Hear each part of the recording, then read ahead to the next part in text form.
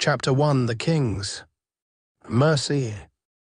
Ned Stark knelt on the cold stone steps of the great Sept of Baelor, the roar of the King's Landing crowd a dull thunder in his ears.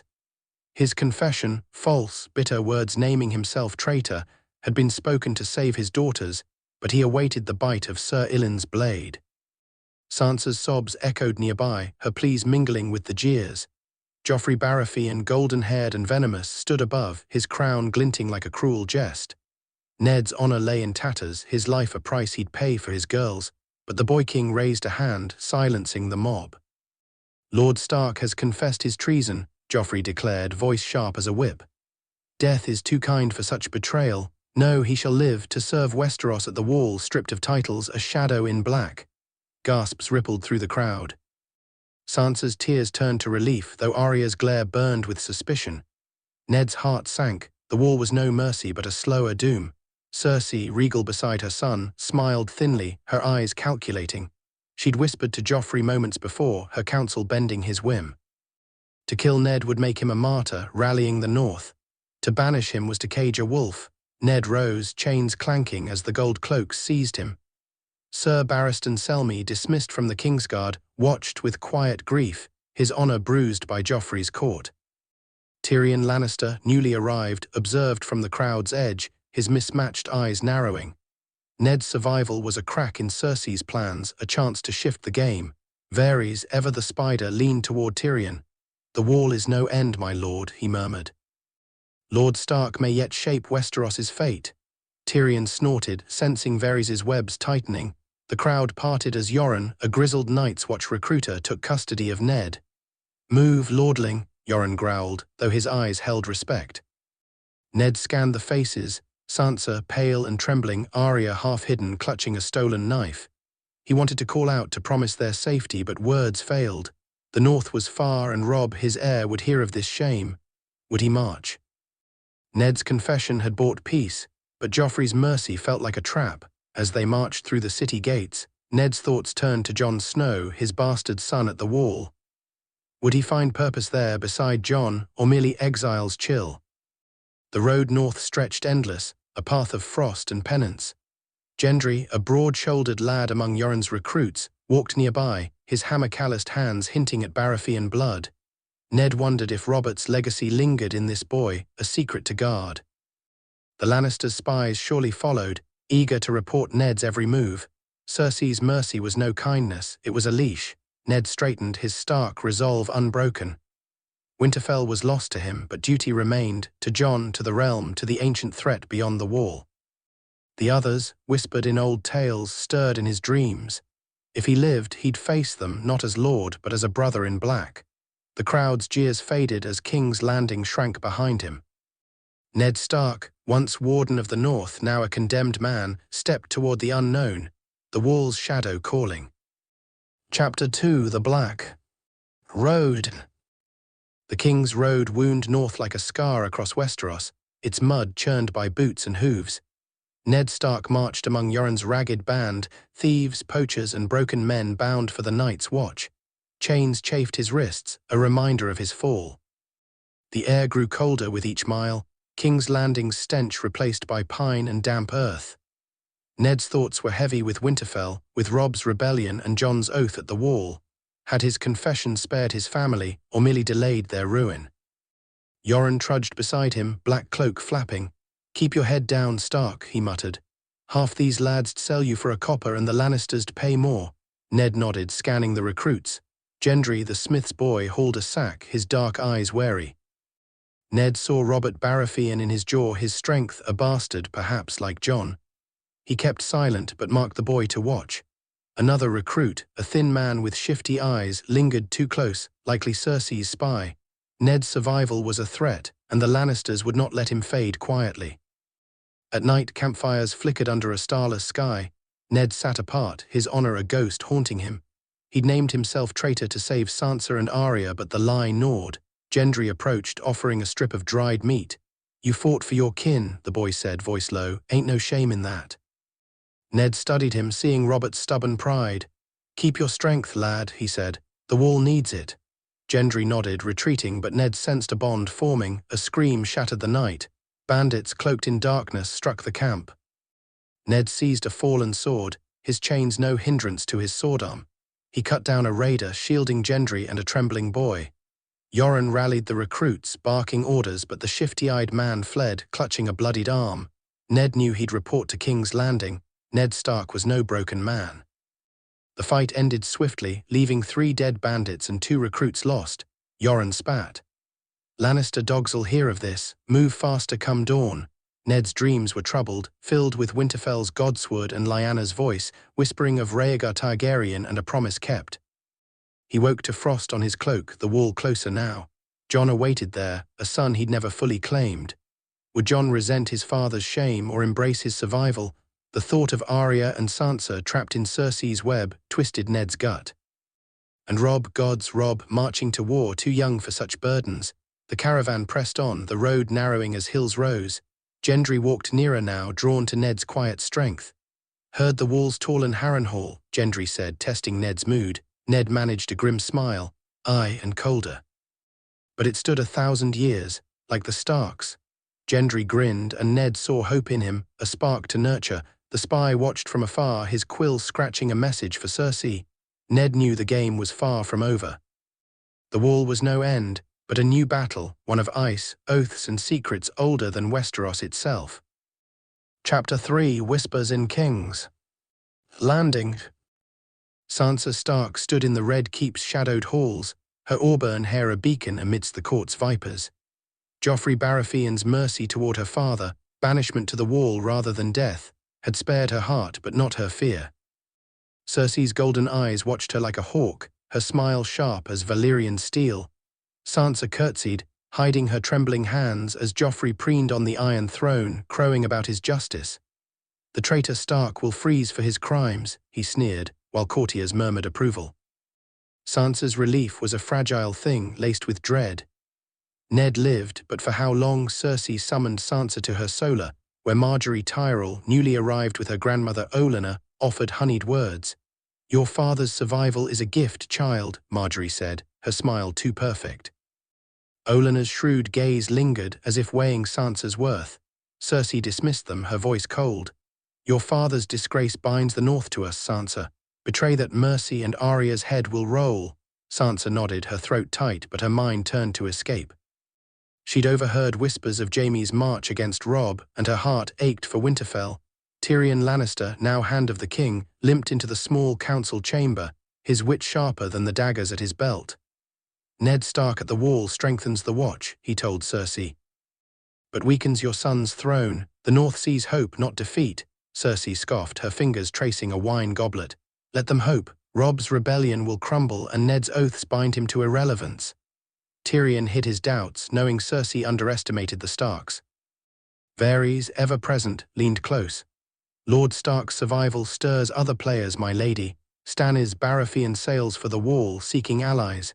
Sansa, dismissed from Cersei's presence, slipped into the Godswood, her only refuge.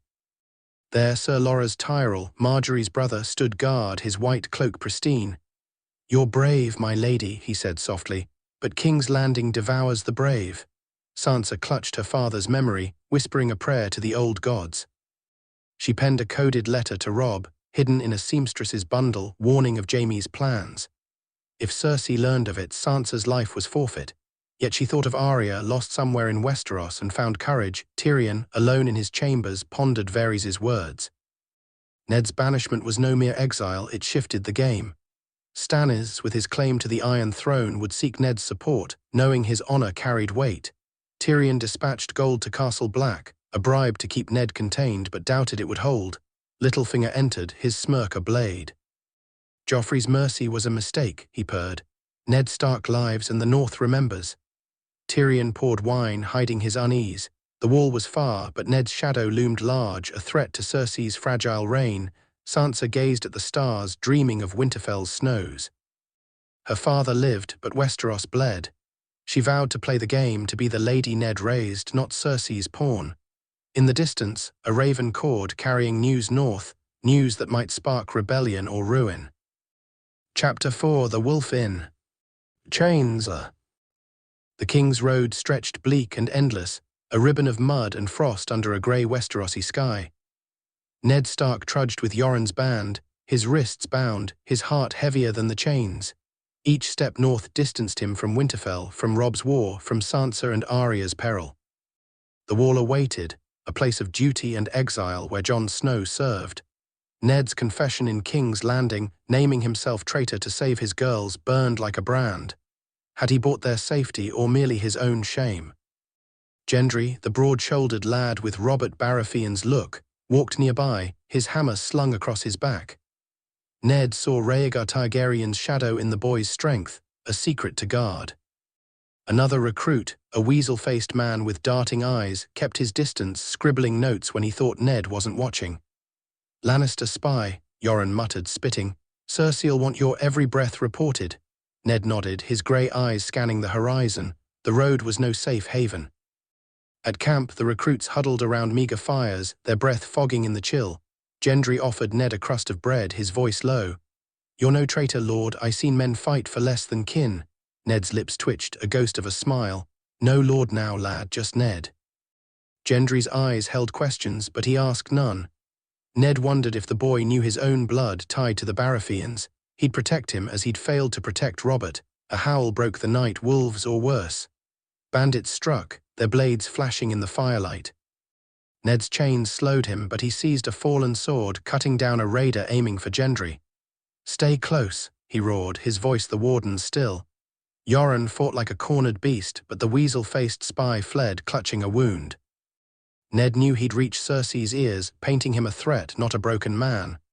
The skirmish ended with 4 dead, 2 bandits, 2 recruits. Yoren cursed. "Faster now, or we'll all feed the crows." Ned's dreams were of Lyanna, her voice whispering of Rhaegar and Elia Martell, of promises made at Harrenhal's tourney. He woke to frost on his beard, the wall's pull stronger. Jon was there, his son in all but name, bound by oaths Ned now shared. Would Jon see his father's banishment as weakness?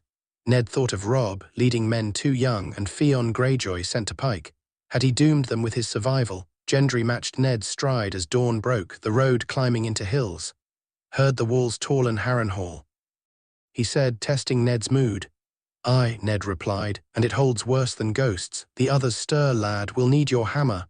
Gendry grinned, but Ned's heart was heavy. The spy's absence meant Cersei would soon know Ned's strength endured. Jaime's armies marched against Robb, and Sansa's letters, if they reached him, carried hope and danger.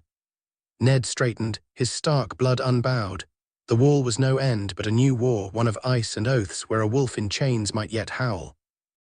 Chapter 5: The Young Wolves. Gambit. Robb Stark stood in Riverrun's great hall, the weight of the North on his young shoulders. News of his father's survival, spared by Joffrey Baratheon, banished to the wall, had reached him like a spark in dry grass.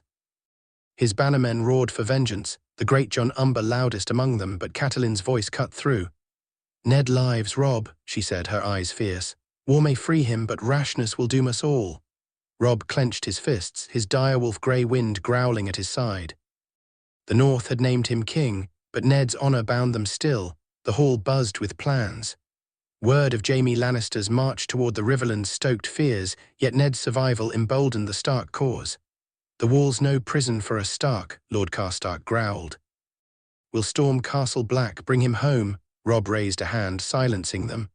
"My father swore an oath, we'll not make him an oath-breaker." Yet his heart raced. Ned at the wall meant hope, a beacon for the North, but also danger. Cersei's spies would never let him rest. Robb summoned Theon Greyjoy, his friend and ward, to his side. "Go to Pike," he commanded. "Win your father's ships to our cause. Tell Balon Ned lives that the Starks endure." Theon's eyes gleamed, eager to prove himself, but Catelyn's gaze darkened. She mistrusted the Ironborn, their Kraken banner a shadow of betrayal. Theon swore loyalty, yet Robb wondered if he'd sent a wolf to a serpent's den. The North's fate hung on alliances, and Robb's crown felt heavier each day. A raven brought tidings of Sansa's coded letter, smuggled from King's Landing. Cersei planned to tighten her grip, using Ned's banishment to cow the North. Robb burned the parchment, his resolve hardening. "We march on Jaime," he declared. "If we break the Lannisters, my father's path clears." Catelyn urged caution, fearing Ned's presence at the wall would draw Cersei's wrath. "The game is larger than swords, Robb," she said. Stannis Baratheon claims the throne, and the wall may draw him too. Robb walked Riverrun's battlements, grey wind at his heels. The Trident's waters glinted below, a mirror of Westeros's chaos. He thought of Ned, chained yet unbowed, and Jon Snow, his brother, at the wall. Would Ned's honour hold against the North's need?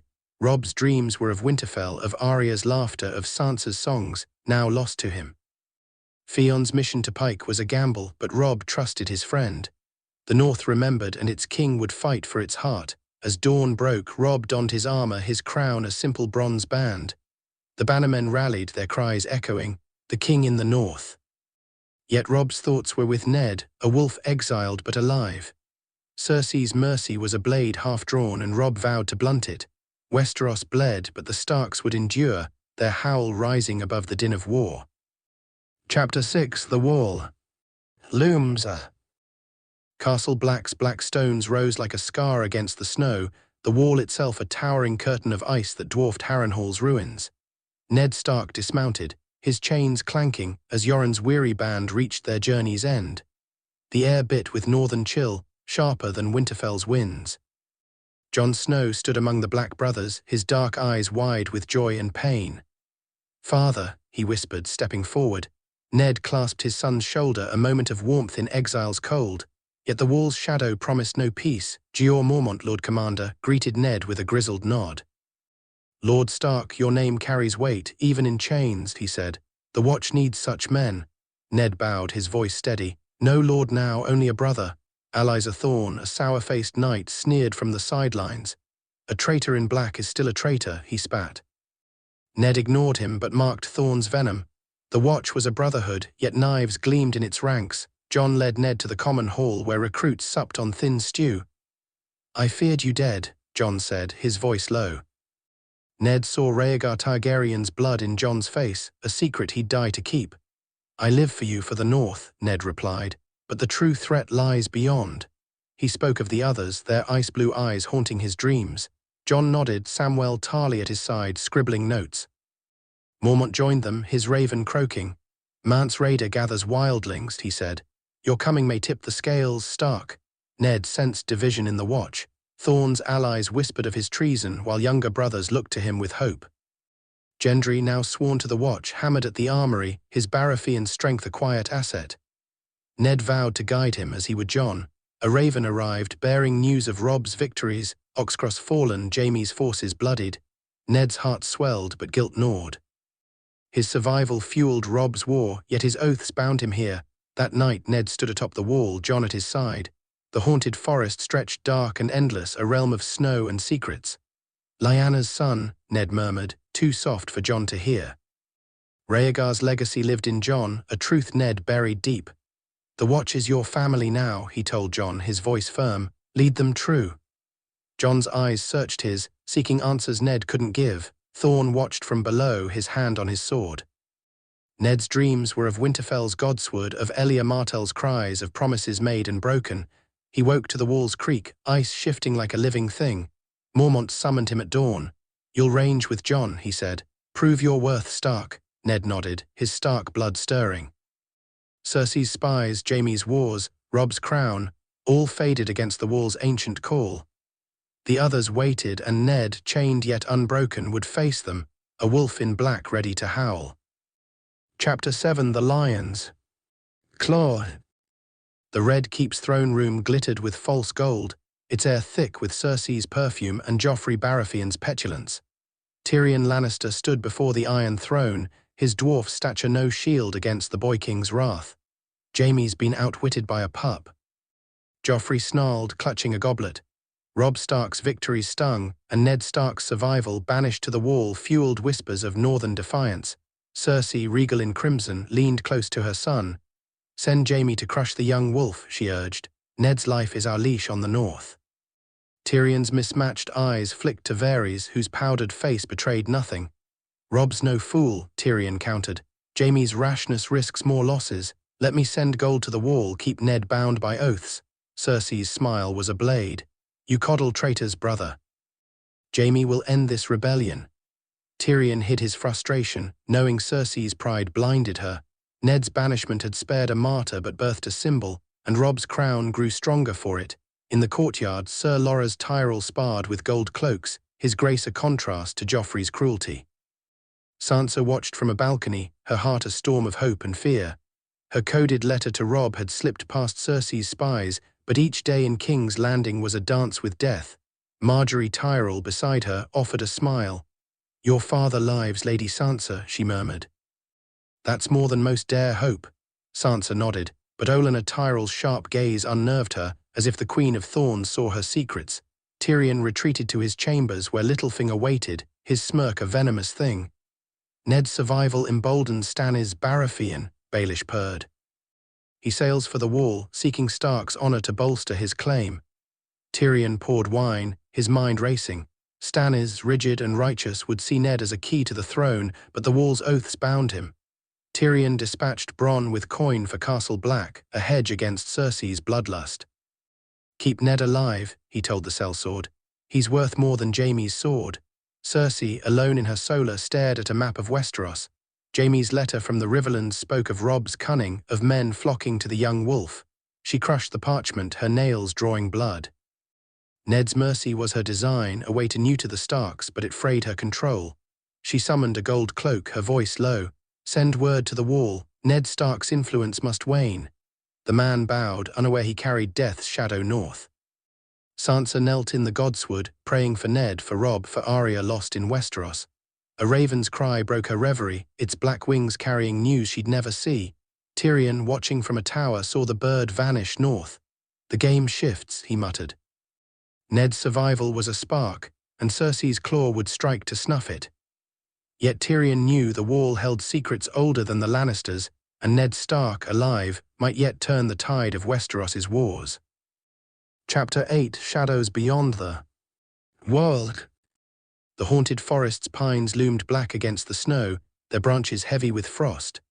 Ned Stark rode with Jon Snow and Samwell Tarly, their breath clouding in the Wall's bitter air. The ranging was Jeor Mormont's command, to scout wildling tracks, but Ned's grey eyes sought darker signs. The others, whispered in Winterfell's tales, stirred in his dreams, their ice-blue eyes a promise of death. Jon's direwolf ghost padded silent, his white fur blending with the drifts.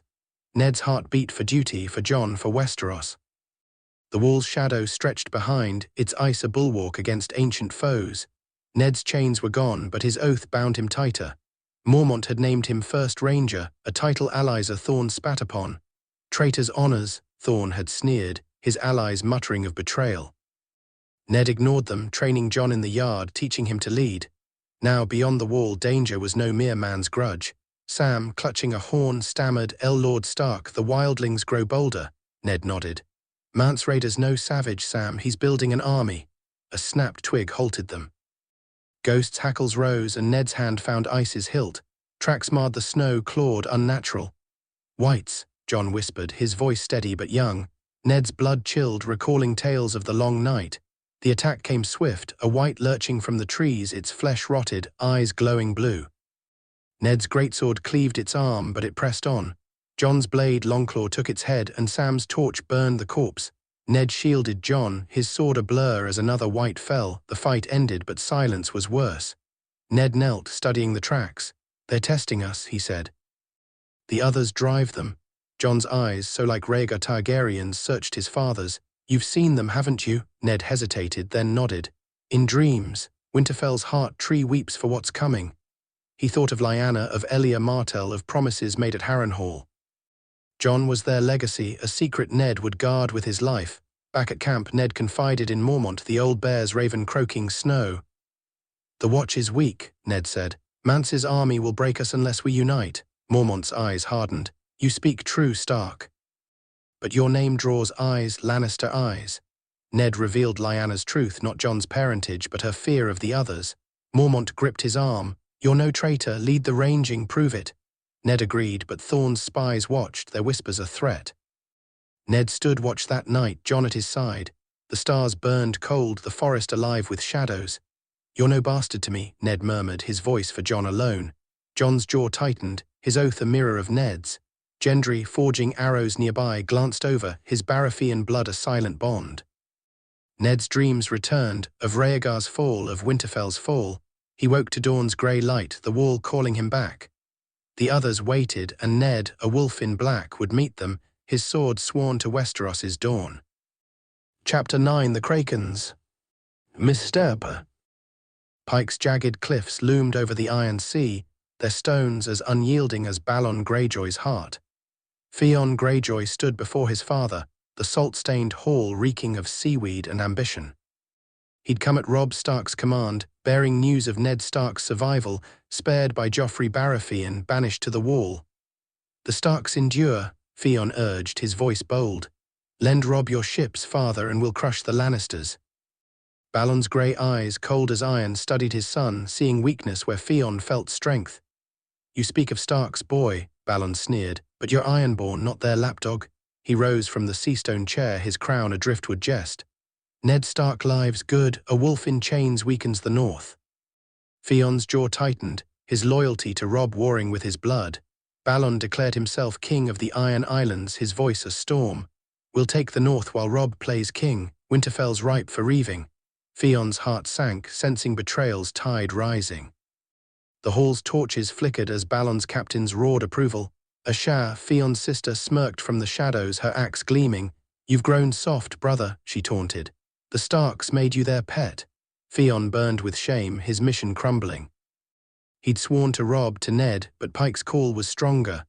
Balon's plan unfolded: raids on the stony shore, a strike at Winterfell itself. Theon saw his chance to prove himself, to shed the Stark's shadow. "I'll lead the attack," he vowed, his voice hollow. As Theon boarded his ship, Black Wind, he thought of Winterfell, of Bran and Rickon, boys he'd called brothers. Ned's survival had spurred Robb's rebellion, but it left the north unguarded. Theon's dreams were of ironborn glory, of Balon's pride, yet guilt gnawed. Had he traded Robb's trust for a crown of salt? The sea roared, and Theon's heart echoed its unrest. He sailed for the north, a Kraken-turned traitor, unaware Cersei's spies watched from afar. In Riverrun, Robb received no word from Pike, his trust in Theon unshaken. Catelyn, pacing the war room, warned of ironborn treachery. "Balon cares not for Ned's fate," she said. "He sees only weakness." Robb's direwolf, Grey Wind, growled, sensing the storm. A raven brought news of Jaime's advance, forcing Robb to march south. Theon's silence was a blade at his back, and Ned's banishment a fire in his blood. The North's king stood tall, but Westeros's tides turned against him. Theon's ship cut through waves, Pike's cliffs fading. He clutched his axe, envisioning Winterfell's fall. Ned Stark lived, but his home would burn. The Ironborn would rise, and Theon, torn between worlds, would carve his name in blood or ruin. The stars above whispered of Westeros's chaos, and Theon sailed into it, a Kraken lost in ambition's depths. Chapter 10: The Stark. Divided. Arya Stark crouched in the Riverland's mud, her stolen knife clutched tight. Yoren's band was a fading memory, scattered by raiders, but word of Ned Stark's survival, spared by Joffrey Baratheon, sent to the wall, burned in her chest. "Father's alive." She whispered to herself, dodging through brambles. She'd vowed to reach him, to climb the wall itself if needed. Westeros's roads were a maze of danger, but Arya was no longer just a girl. She was a wolf, hungry and sharp. The raiders had come at dawn, their blades carving through Yoren's recruits. Arya fled, her boy's disguise, awry she called herself, keeping her safe. Gendry had fought beside her, his hammer felling a man, but they'd parted in the chaos. Now alone, Arya followed the trident north, her heart set on Castle Black. She thought of Sansa, trapped in King's Landing, and Robb fighting as king in the north. Ned's survival was their hope, but Arya's path was her own. In King's Landing, Sansa stitched a gown under Cersei's watchful eye, her needle a mask for her thoughts. Her coded letter to Robb had slipped past the Red Keep spies, but fear clung like damp silk. Marjorie Tyrell's smiles were a trap, and Olenna's questions cut too deep. Sansa overheard Cersei's plan, assassins sent to the wall to silence Ned. She slipped a warning into a merchant's pack, praying it reached Tyrion Lannister. "Father lives," she murmured, her voice a prayer to the old gods. Arya slept in ditches, stealing bread from villagers. A boy, Hot Pie, joined her briefly, babbling of the wall's height. Tall and Harrenhal. He said, awed. Arya didn't care, she'd scale it for Ned. Her dreams were of Winterfell, of Rhaegar Targaryen's tourney at Harrenhal, tales Ned once told. She woke to wolves howling, their song her guide. A man in black, a Night's Watch deserter, crossed her path, boasting of Ned's shame. Arya's knife found his throat, her list growing. Cersei, Joffrey, now this traitor. Sansa's nights were sleepless, her prayers for Arya and Ned unanswered. Tyrion, reading her smuggled note, sent Bronn north with gold and steel. Protect Stark. He ordered, knowing Ned's life held Westeros's balance. Varys whispered of Stannis Baratheon's fleet nearing the wall, drawn by Ned's name. Sansa in the Godswood clutched a weirwood's bark, her tears falling. She was no warrior like Arya, but her pen was a blade and she'd wield it for her father. Arya pressed north, the wall a distant dream.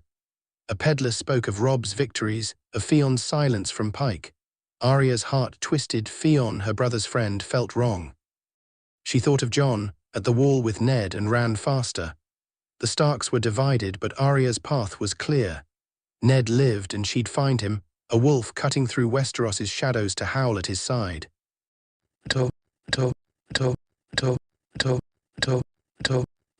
Chapter 11, The Watchers. Burdened. Castle Black's courtyard rang with steel, the clatter of recruits training under a grey sky. Ned Stark stood atop the wall, his cloak snapping in the icy wind, Jon Snow at his side. The sight of the haunted forest stretched below, a sea of shadow and snow stirred Ned's blood.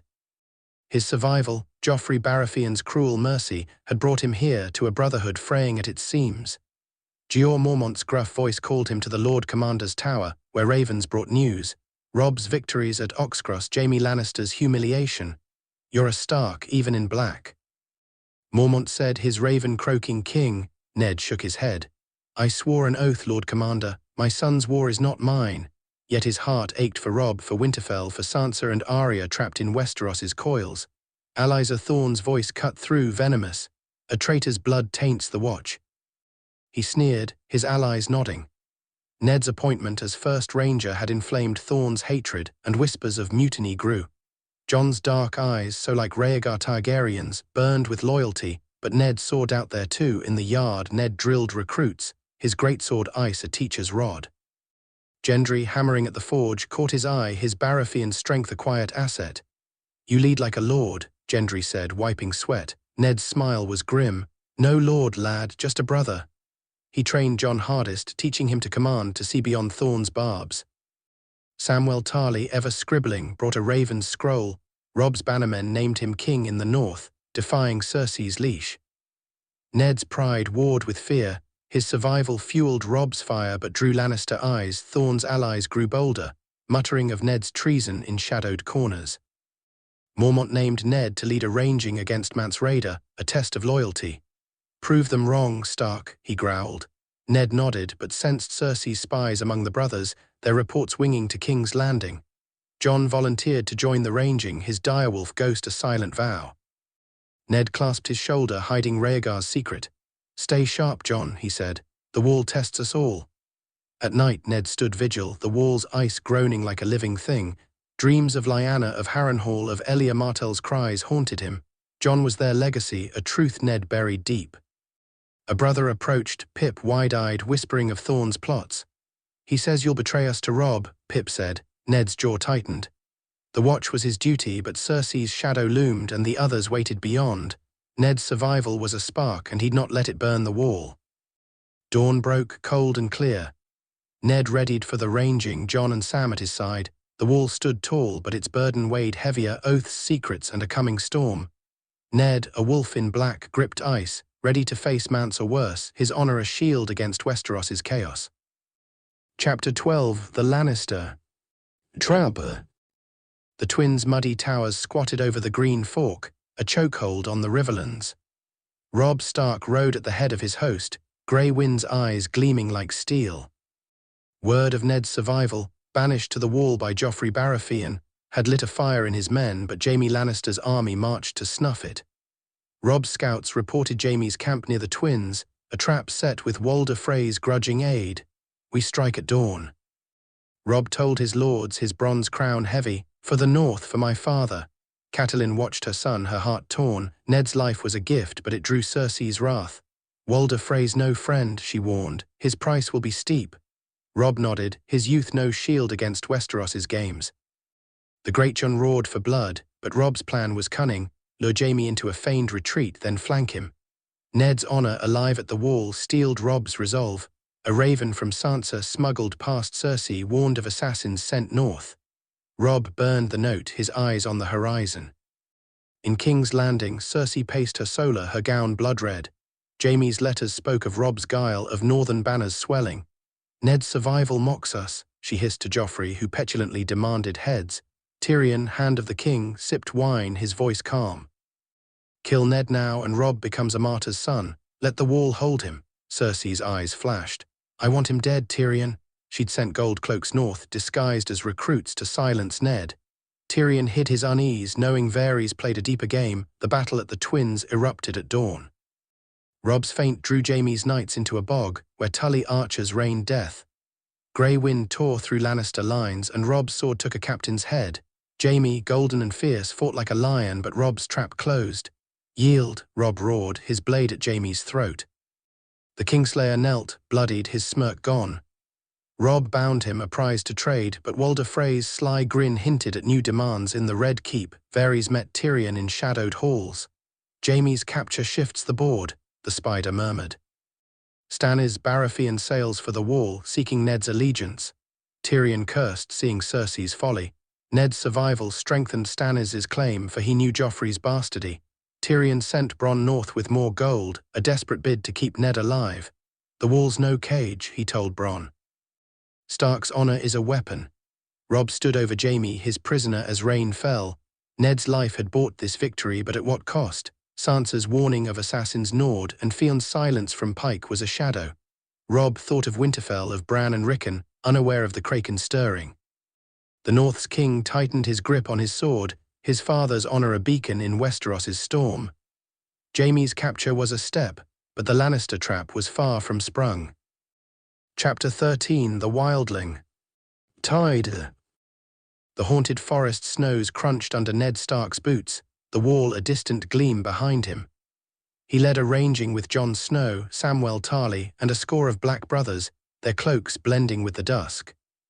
Mance Raider's wildling host grew bolder, their fires dotting the horizon like fallen stars. Ned's survival, Joffrey Baratheon's twisted mercy, had made him first ranger, but the other's shadow loomed larger than wildling spears. Jon's direwolf, Ghost, prowled ahead, his white fur a ghost in the gloom. Ned's greatsword, Ice, hung heavy at his side, its weight a reminder of Winterfell, of Rhaegar Targaryen's secret buried in Jon's blood. "Mance wants the wall," Ned told Jon, his voice low. "But the true foe waits in the ice." Sam, shivering, clutched a dragonglass dagger, muttering of ancient texts. The forest grew quiet, too quiet, and Ned's hand tightened on his hilt. A horn's blast shattered the silence. Mance's scouts had found them. The wildlings struck, their bone-tipped spears flashing. Ned parried a blow, his sword cleaving a raider's chest. Jon fought beside him, longclaw ablur, while Ghost tore through foes. Sam's torch flared, driving back a spearwife. Ned called for a parley, his voice carrying over the clash.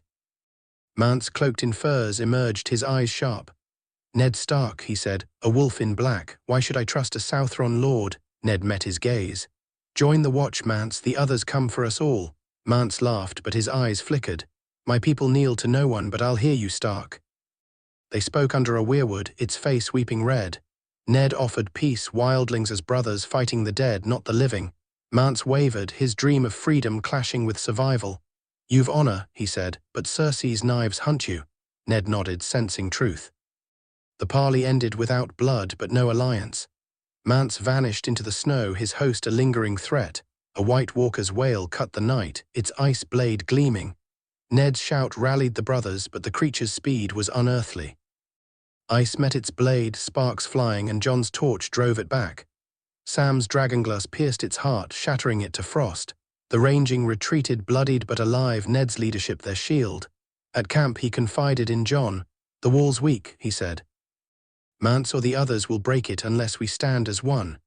Jon's eyes, Rhaegar's eyes, burned with purpose. Ned's dreams were of Harrenhal, of Lyanna and Elia Martell, of promises kept in blood. He woke to Ghost's howl, the wall calling him back. Cersei's spies, Thorne's plots, Robb's war all pressed, but the others were the true storm. Ned, a wolf in black, vowed to hold the tide. his honor a beacon against Westeros's dark. Chapter 14. The Ironborn. Striker. Winterfell's walls stood grey against the snow, a home Bran Stark knew by heart. The Ironborn came at midnight, their longships beaching on the stony shore. Theon Greyjoy led them, his axe gleaming, his heart torn by betrayal. Ned Stark's survival, banished to the wall by Joffrey Baratheon, had left Winterfell vulnerable, and Balon's command was clear: seize the north. Theon scaled the walls, his men silent as shadows, and the castle fell before dawn, its guards overwhelmed. Bran woke to screams, his direwolf summer howling. Maester Luwin hustled him and Rickon to the crypts, their breaths fogging in the dark. Theon's betrayed us, Bran whispered, his crippled legs no barrier to his fear. Rickon clung to Shagadog, whimpering. Theon's voice echoed above, proclaiming Winterfell his. The Starks are broken, he shouted, but his heart wavered, seeing Bran's toys scattered in the hall. Ned lived, but Theon's ironborn blood demanded glory. At Castle Black, a raven brought the news, its scroll trembling in Jon Snow's hands. Winterfell's fallen, he told Ned, his voice breaking. Ned's face hardened, his grey eyes storms. Theon, he growled, the name a curse. Jeor Mormont forbade action, his voice stern. The Watch takes no part in Westeros's wars. Ned's fists clenched, ice calling for blood, but his oath held. Jon's eyes, Rhaegar Targaryen's eyes, burned with the same rage, yet Ned gripped his shoulder. Stay, Jon, our fight's here. Bran, hidden in the crypt, saw visions through Summer's eyes, Theon pacing, Ironborn looting. His dreams were green, of weirwoods and a three-eyed crow, whispering of Ned at the wall. Father's alive, Bran told Rickon, his voice fierce. Luwin planned their escape, but Ironborn boots echoed above. Bran's heart raced, Ned was their hope, a wolf beyond the wall. He and Rickon slipped through a hidden passage, Summer and Shagadog their shields. Ned stood atop the wall, the news of Winterfell a wound. I should have died, he murmured, guilt heavy as chains. Jon shook his head. You live for us, father, for the north. Ned thought of Robb fighting Jaime, of Sansa and Arya lost in Westeros. Theon's betrayal was a blade, but the others were the true foe. Mormont summoned him, his raven croaking snow. Lead the watch, Stark, he said. Winterfell's lost, but the wall stands. In Pike, Balon laughed, hearing of Theon's triumph. The Starks are broken, he crowed, but Ashaz's eyes narrowed, sensing Theon's weakness. Ned's survival had sparked this war, and Winterfell's fall would draw Robb north. Ned in black gripped ice, his dreams of Lyanna and Harrenhal fading. The wall was his battle now, and he'd fight for Jon, for Bran, for a Westeros under siege by ice and betrayal. Chapter 15. The Spiders. Webber. King's Landing's godswood was a poor shadow of Winterfell's, its heart tree a stunted oak, but Sansa Stark knelt there, her prayers a whisper for Ned, alive at the wall.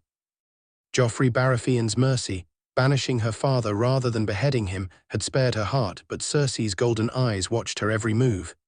Sansa's coded warnings to Robb had slipped past the red keep spies, but her latest note, warning of assassins sent to kill Ned, trembled in her hands. She hid it in a seamstress's bundle, praying Tyrion Lannister would act. Varys the spider glided into the godswood, his silks rustling. Lady Sansa, he purred, your courage grows. Sansa froze, her needle still. I know nothing of courage, she lied, her voice steady. Varys smiled, his eyes gleaming.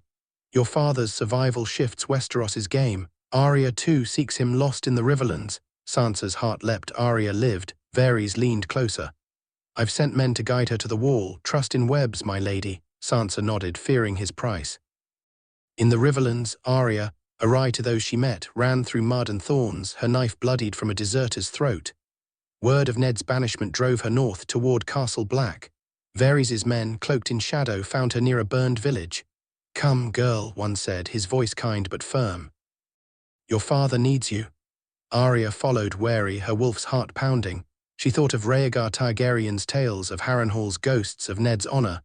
The wall was her beacon, and she'd claw through Westeros to reach it. Tyrion, in his chambers, read Sansa's smuggled note. Cersei's assassins, gold cloaks disguised as Night's Watch recruits, were bound for Castle Black. He summoned Bronn, tossing him a purse. Ride north, Tyrion ordered. Keep Ned Stark alive, he's worth more than Cersei's schemes. Bronn grinned, his blade sharp. For enough gold, I'd guard the others themselves. Tyrion's eyes darkened. Stannis Baratheon's fleet neared the wall, drawn by Ned's name, and Jaime's capture tightened the noose. Ned's survival was a fulcrum, and Tyrion meant to tip it. Sansa returned to her chambers, Margaery Tyrell's smile waiting. "You look pale, my lady," Margaery said, her voice honeyed. Olenna Tyrell's sharp eyes missed nothing. "The wall's a cold place," Olenna remarked. "But Ned Stark's warm blood stirs trouble," Sansa curtsied, hiding her fear. Cersei's summons came at dusk, her voice venom. "Your father's a thorn, Sansa. Pray he stays caged." Sansa's heart raced, but she thought of Arya of Varys' web. She'd play the game, a wolf in silk, for Ned's life. Arya's guides led her through fog, the wall's shadow looming in her dreams. A peddler spoke of Theon Greyjoy's betrayal, Winterfell burning. Arya's list grew: Cersei, Joffrey, Theon. She'd reached Ned, her blade ready. Varys' men whispered of Stannis, of wars beyond the wall. Sansa in King's Landing prayed under starlight, her father's honor her guide. Westeros bled, but the Stark sisters wove their own web, their father's survival a thread binding them to hope. Chapter 16: The Stags. Shadow. Eastwatch by the sea's salt-crusted walls stood grim against the crashing waves, the wall's eastern anchor. Ned Stark stood on its ramparts, sent by Jeor Mormont to meet a ship from Dragonstone. Stannis Baratheon's fleet had anchored, his banners snapping in the wind. Ned's survival, Joffrey Baratheon's cruel mercy, drew Stannis north, seeking his honor to bolster a claim to the Iron Throne. Ned gripped ice, his black cloak heavy. The others loomed, but Westeros's wars followed him even here. Davos Seaworth, Stannis' Onion Knight, stepped ashore, his weathered face earnest. "Lord Stark," he said, bowing, "Stannis seeks your counsel. He knows Joffrey's a bastard." Ned's jaw tightened. He'd sworn to the Watch, forsaking titles, but Stannis' claim echoed his own truth: Joffrey's illegitimacy, Cersei's treason. "I'm no lord," Ned replied. "The wall's my place, not the throne's." Davos nodded, but Melisandre, the Red Priestess, stepped forward, her eyes burning. "The Lord of Light sees you, Eddard Stark," she intoned.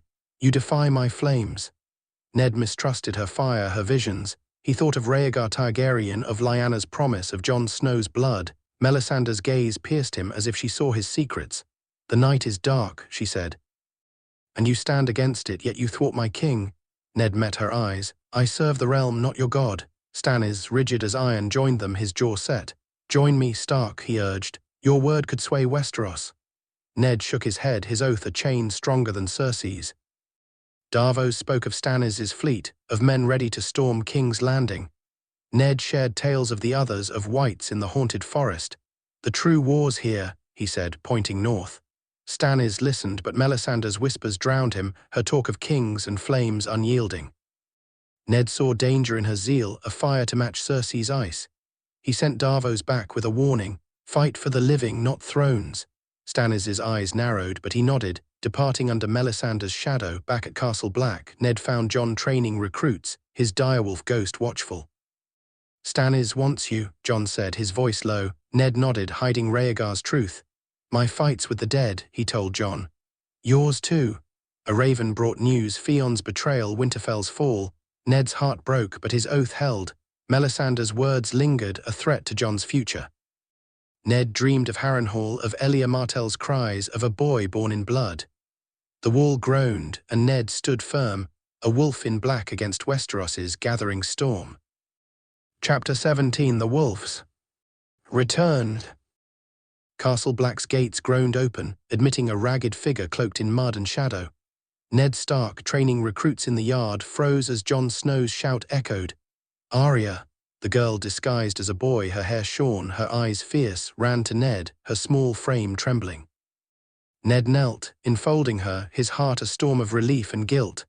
Joffrey Baratheon's mercy had spared him, but Arya's scars told of Westeros's cruelty. "You're safe now," he whispered, though the wall offered no true safety. Arya's tale spilled out: Yoren's death, raiders in the Riverlands, Varys' men guiding her north. "I came for you, father," she said, her knife gleaming. Ned saw Lyanna in her, wild and unyielding, and thought of Rhaegar Targaryen's blood in Jon nearby. Aliza Thorne watched from the shadows, his sneer a blade. "A Stark girl among us," he muttered to his allies, sensing leverage. Ned led Arya to Jeor Mormont, who grunted. "She can't stay, Stark. The Watch is no place for girls." Ned's voice was steel. "She's my daughter. I'll send her to Eastwatch to safety." Mormont relented, but Ned knew time was short. He took Arya to the wall's summit, Jon at their side, Ghost padding silent. "Winterfell's fallen," Arya said, her voice hard. "Theon Greyjoy betrayed us." Ned's fists clenched, ice calling for vengeance, but his oath bound him. He thought of Bran and Rickon lost, of Robb fighting Jaime. "You'll sail from Eastwatch," he told Arya. "Find Robb or Bravos." Arya's eyes flashed. "I'm no lady, I'll fight." That night Ned forged a plan with Jon. Cotter Pike at Eastwatch owed him a favor. A smuggler's ship could take Arya east. But Thorne's spies whispered, one slipping a note to a raven. Cersei's assassins were near, gold cloaks among new recruits. Ned trained Arya in secret, her knife swift, her wolf's heart fierce. "You're a Stark," he told her, echoing Winterfell's lessons. Dreams of Harrenhal haunted him, of Elia Martell and Lyanna, of promises kept in blood. Jon was their legacy, but Arya was his fire. Thorne confronted Ned at dawn, his voice venomous. "Your whelp's a danger, traitor." Ned's hand rested on ice, his grey eyes storms. "Speak again and you'll taste steel." Jon pulled him back, but the Watch's fracture widened. Ned sent Arya to the armory with Gendry, whose Baratheon strength guarded her. A raven's cry warned of Mance Raider's advance, the wildling tide nearing. Ned, a wolf in black, prepared to send his daughter to safety, his honor a shield against Westeros's knives and the wall's coming storm. Chapter 18, The North. Remembers. Riverrun's war room glowed with torchlight, Robb Stark's bronze crown glinting as he studied maps. Winterfell's fall to Theon Greyjoy cut deep, but Ned's survival, banished to the wall by Joffrey Baratheon, fueled his resolve. Scouts reported ironborn weakness, and Robb's host marched north, grey winds growl a promise of blood. Catelyn, her face lined with grief, urged caution. "Ned's oath binds him," she said, "but Cersei's assassins hunt him." Robb's jaw set. "I'll free Winterfell, then bring father home." The battle for Winterfell was swift and brutal. Robb's bannermen, led by the Greatjon, stormed the castle, their fury a northern gale. Theon fought, his axe desperate, but Grey Wind's jaws found his throat. Robb stood over his body, his friend's betrayal a wound deeper than steel. "The North remembers," he declared, raising Ice's twin blade. Bran and Rickon emerged from the crypts, pale but alive, their direwolves at their sides. Robb embraced them, vowing to reclaim their home. At Castle Black, Catelyn arrived, her cloak dusted with snow. Ned met her in Mormont's Solar, his heart torn. "Winterfell's free," she said, her voice breaking. "Robb begs you return." Ned shook his head, his black cloak heavy. "I swore an oath, Cat. The others come, and the wall's my place." Catelyn's eyes flashed, but pride softened them. "You're still Ned Stark," she said. Jon, listening, saw Rhaegar Targaryen's shadow in his father's honor, a secret he didn't know. Ned shared his fears, the others, Mance's host, Cersei's knives. "Robb must fight for the living," he told Catelyn. "I'll hold the wall." She nodded, but her departure was shadowed by new recruits, gold cloaks in disguise, their eyes cold. Ned sensed their threat, Alliser Thorne's smirk confirming it. He trained Jon harder, preparing him to lead, and sent word to Eastwatch for Arya's escape. Gendry forged blades, his Baratheon blood a silent ally. Catelyn rode south, unaware of Lannister assassins trailing her, Cersei's orders clear. No Stark could live. Robb in Winterfell fortified its walls, his brothers safe but his heart heavy. Ned's refusal stung, but his father's honor lit the North's fire. A raven brought Sansa's warning, smuggled from King's Landing, Joffrey's court unraveled, Tyrion's schemes clashing with Cersei's. Robb thought of Arya lost and prayed she'd reach Ned. The North's king stood tall, his father's survival a beacon in Westeros's chaos. Ned stood atop the wall, Catelyn's words echoing. Winterfell was free, but the others stirred. He dreamed of Harrenhal, of Lyanna and Elia, of a boy born to save or doom. Jon was that boy, and Ned would guard him, a wolf in black against the coming night. Chapter 19, The Knights. Betrayal. Castle Black's torchlit yard was a cauldron of shouts and steel as Alliser Thorne's mutiny erupted. Ned Stark stood back-to-back with Jon Snow, ice flashing in the dim light. Joffrey Baratheon's mercy had spared Ned's life, but Cersei's gold cloaks, disguised as recruits, had fanned Thorne's hatred. "Traitor," Thorne bellowed, his sword raised, allies at his side. Ned's grey eyes were storms, his oath to the Night's Watch a shield against betrayal. Jon's direwolf ghost snarled and Samwell Tarly clutched a torch, trembling but resolute. The mutiny began at midnight, Thorne's men seizing the armory. Ned had sensed the plot, warned by Pip's whispers and rallied loyal brothers. For the watch. Ned roared, his greatsword cleaving a gold cloak's helm. Jon's longclaw danced, felling another, while Gendry's hammer crushed a traitor's skull, his Baratheon strength a bulwark. Jeor Mormont fought beside them, his axe bloodied, but a dagger found his back, Thorne's work. The old bear fell, his raven screaming snow as he died. Ned faced Thorne in the yard's heart, their blades clashing. "You shame the wall," Ned growled, his honor unyielding. Thorne sneered, "Your blood's poison, Stark." Ice swung, swift and true, taking Thorne's head. The mutiny faltered, loyal brothers driving back the traitors. Jon knelt by Mormont, his eyes wet. "He named you Lord Commander," Ned said, his voice firm. "Lead Jon." Jon nodded, his face Rhaegar Targaryen's, a secret Ned guarded even now. Arya, hidden in the armory, emerged with her knife, her wolf's heart fierce. "I fought for you," she told Ned, blood on her hands. He sent her to Eastwatch, Gendry as her guard, a smuggler's ship waiting. Cersei's assassins were dead, but more would come. Ned stood over Mormont's body, guilt heavy. His survival had fractured the watch, yet strengthened Jon's resolve. A raven brought news, Robb held Winterfell, Theon dead, but Mance Raider's host neared and the others stirred. Ned trained the brothers, his voice a beacon. "The wall's our duty," he told Jon. "Not thrones, not vengeance." He dreamed of Harrenhal, of Lyanna and Elia Martell, of promises kept in ice. Jon was their hope, and Ned would forge him into a leader. The watch was battered, but Ned's honor held it together, a wolf in black against Westeros's chaos and the Night's betrayal. Chapter 20, The Dawn of Isle. The wall loomed over Castle Black, its ice gleaming under a pale dawn. Ned Stark stood atop it, Jon Snow, now Lord Commander, at his side. Mance Raider's wildling host camped beyond the haunted forest, their fires a challenge, but the others' chill was the true foe. Joffrey Baratheon's mercy, banishing Ned instead of death, had reshaped Westeros, and a raven's scroll brought word, Joffrey's assassination in King's Landing, Cersei's reign unraveling. Ned's survival had sparked hope, but the long night loomed. Jon scanned the horizon, Longclaw at his hip, ghost pacing. "Mance will attack," he said, his voice steady. Ned nodded, ice heavy in his hands. "And the others follow. We hold the wall, Jon, for all Westeros." He thought of Robb, king in Winterfell, of Arya sailing to safety, of Sansa's courage in Cersei's den. His survival had preserved the Starks, but the cost was steep, Theon's betrayal, Mormont's death, the Watch's fracture. Ned trained the brothers, Gendry's hammer forging new blades, Sam's dragonglass hoarded for the dead. Stannis Baratheon's fleet lingered at Eastwatch, Melisandre's red gaze a threat. Ned had refused her king, his oath to the Watch stronger than thrones. Yet her visions of Jon, of Rhaegar Targaryen's blood, haunted him. "You're the wall's heart," he told Jon, hiding the truth of Lyanna and Elia Martell. Jon's eyes, dark and fierce, met his, ready to lead. A horn sounded, Mance's vanguard tested the wall, arrows raining. Ned and Jon manned the defenses, their shouts rallying the watch. Whites crept from the shadows, their eyes blue as death, but dragonglass and fire held them back. Ned's sword sang, a wolf's howl in steel as he fought beside his son. The battle was a stalemate, Mance retreating, but Ned knew the others waited, their storm gathering. Cersei's assassins were gone, but Tyrion's gold and bronze blade had bought time. Ned's dreams were of Winterfell's godsword, of Harrenhal's tourney, of Rhaegar's fall.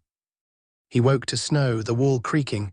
"I chose life," he told Jon, "to fight for you for the North." Jon gripped his shoulder, their bond stronger than oaths. A raven spoke of Robb's victories, of Stannis' march south, of Daenerys Targaryen's distant Khalasar, her dragons Drogon, Rhaegal, Viserion whispered in Essos. Ned cared not for thrones, only the dawn. As snow fell, Ned stood watch, ice at his side. The others loomed, but his survival had forged a new path, Jon as leader, the Starks enduring. Westeros bled, but the wall held, and Ned, a wolf in black, faced the ice, ready for the long night's dawn.